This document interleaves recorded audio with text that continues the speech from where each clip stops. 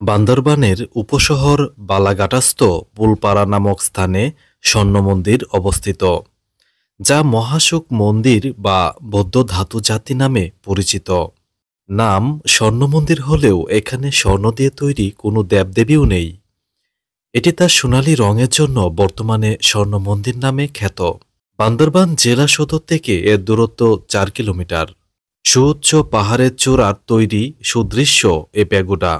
এটি বৌদ্ধ ধর্মাবলম্বীদের একটি পবিত্র তীর্থস্থান। এখানে দেশ বিদেশ থেকে অনেক বৌদ্ধ ধর্মাবলম্বী দেখতে এবং প্রার্থনা করতে আসেন। বাংলাদেশের সর্ববৃহৎ ও দক্ষিণ এশিয়ার অন্যতম এই বৌদ্ধ ধাতু জাতিকে স্বর্ণ মন্দির নামকরণ করা হয়। দর্শক, এই মুহূর্তে আমরা আছি স্বর্ণ মন্দিরে। এটি বান্দরবানে অবস্থিত। দর্শক, এই মুহূর্তে আমরা আছি স্বর্ণ মন্দিরে। আপনারা নিশ্চয়ই এই স্বর্ণ মন্দিরটি বান্দরবানে অবস্থিত।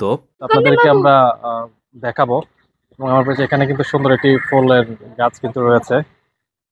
চলুন আপনাদেরকে বিস্তারিত দেখাচ্ছি। এবং জুতা রেখে কিন্তু ওই বৌদ্ধ বিহারে কিন্তু প্রবেশ করতে হয়, সেটা এখানে বলেছিল। এই উপরে উঠতেছি বৌদ্ধ বিহারের, এবং আপনারা নিশ্চয়ই দেখতে পাচ্ছেন লেখা আছে বৌদ্ধ বিহারের পবিত্রতা বজায় রাখুন। এই হচ্ছে বৌদ্ধ বিহারটি।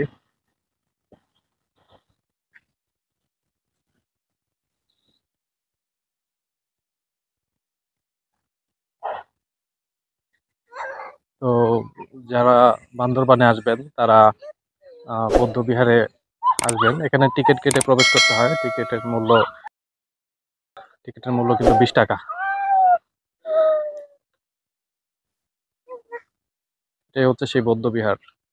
গৌতম বুদ্ধের সমসাময়িককালে নির্মিত বিশ্বের সেরা কয়েকটি বৌদ্ধ মূর্তির মধ্যে একটি এখানে রয়েছে। প্রায় 10 কোটি টাকা ব্যয়ে এটি নির্মাণ করা হয়।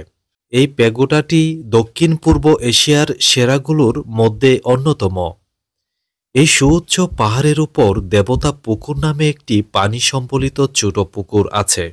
বর্তমানে স্বর্ণ মন্দির উপাসনালয়টি বান্দরবান জেলার একটি অন্যতম পর্যটন স্পট হিসেবে পরিগণিত হচ্ছে।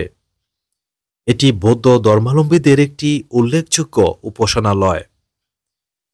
এটির নির্মাণ শৈলী মায়ানমার, চীন ও থাইল্যান্ডের বৌদ্ধ টেম্পলগুলোর আদলে তৈরি করা হয়। বান্দরবান ভ্রমণে আপনি এই জাদি বা স্বর্ণ মন্দিরটি একবার স্বচক্ষে দেখতে পারেন।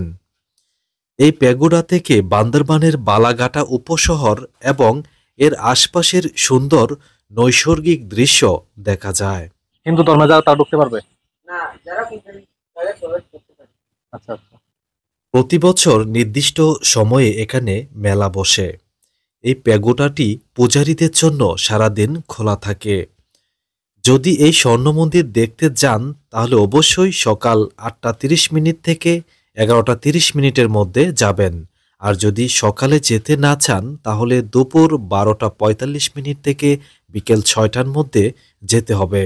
আমরা বর্তমানে 2025 সালের ফেব্রুয়ারি মাসে এসেছিলাম। তখন টিকিট ছিল জনপ্রতি 20 টাকা করে। তাই এখানে টিকিট কেটে ভেতরে প্রবেশ করতে হবে। এই স্বর্ণ মন্দির বান্দরবান জেলা সদর থেকে 9 কিলোমিটার দূরে বালাঘাটা নামক এলাকায় অবস্থিত। এই স্বর্ণ মন্দিরটি মহাসুখ মন্দির বা বৌদ্ধ ধাতু জাতি নামেও সমানভাবে পরিচিত। স্বর্ণ মন্দির নামকরণ করা হলেও এখানে স্বর্ণ দিয়ে তৈরি কোনো স্থাপনা নেই। তবু মন্দিরে সোনালী রঙের আধিক্যের জন্য এটি স্বর্ণ মন্দির হিসেবে পরিচিত। এই মন্দিরটি প্রায় 10 কোটি টাকা ব্যয়ে নির্মাণ করা হয়েছে। এই প্যাগোডা দক্ষিণ পূর্ব এশিয়ার অন্যান্য বৌদ্ধ স্থাপনার মধ্যে অন্যতম একটি উপাসনালয়। পাহাড়ের উপর দেবতা পুকুর নামে একটি পানি সম্বলিত ছোট পুকুর রয়েছে। প্যাগোডার নির্মাণ শৈলী মায়ানমার, চীন ও থাইল্যান্ডের বৌদ্ধ টেম্পলগুলোর অনুকরণে তৈরি। দর্শক, এটি হচ্ছে বান্দরবানের বৌদ্ধ বিহার। অনেকে এই বৌদ্ধ বিহার দেখার জন্য আসছে দেশের বিভিন্ন জায়গা থেকে। তো যারা বান্দরবান আসবেন তারা বৌদ্ধ বিহার দেখে যাবেন। এই হচ্ছে আপনার বৌদ্ধ বিহার। এই প্যাগোডা আধুনিক ধর্মীয় স্থাপত্যের এক উজ্জ্বল নিদর্শন। প্রতিদিনই দেশের বিভিন্ন জায়গা থেকে প্রচুর পরিমাণে দর্শনার্থী এটি দেখতে আসেন। এখানে প্রবেশের আগে কিছু বিষয় আপনাদেরকে জানিয়ে রাখি। বিকেলবেলা স্বর্ণমন্দির ভ্রমণের উপযুক্ত সময়। বিকেলের সূর্যের আলোতে মন্দির অদ্ভুত সুন্দর রূপ ধারণ করে। সন্ধ্যা 6টার পর আর মন্দিরে প্রবেশ করা যায় না। শর্ট প্যান্ট বা লুঙ্গি পরে মন্দিরে প্রবেশ নিষেধ, তাই ভ্রমণ করার সময় বিষয়টি মনে রাখুন। মন্দিরের অভ্যন্তরে জুতা নিয়ে প্রবেশ করা নিষেধ।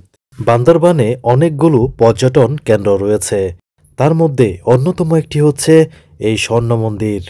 তাই আপনারা যখন পর্যটন কেন্দ্রগুলো ঘুরে দেখবেন, তখন আপনারা চাইলে স্বর্ণ মন্দিরটি ঘুরে দেখতে পারেন।